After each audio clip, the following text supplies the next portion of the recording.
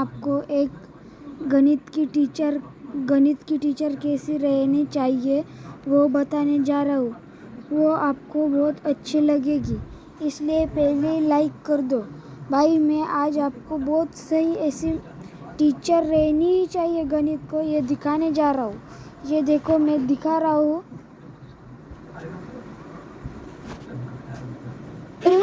एक गणिताला ह्याच मॅडम पाहिजे. असे काही फंक्शन्स असतात ज्याच्यावर डायरेक्ट आपण घेऊ शकतो की हे फंक्शन कंटिन्युअस आहे. तर मग ते काय काय फंक्शन्स असतात? Constant, power, polynomial, trigonometric, exponential आणि रॅशनल. त्याला कसं लक्षात ठेवू शकता तुम्ही? 56 ओरी पाहिल्या, ऊस एक राहिली. भाई यही मैडम चाहिए थी गणित के लिए। धन्यवाद।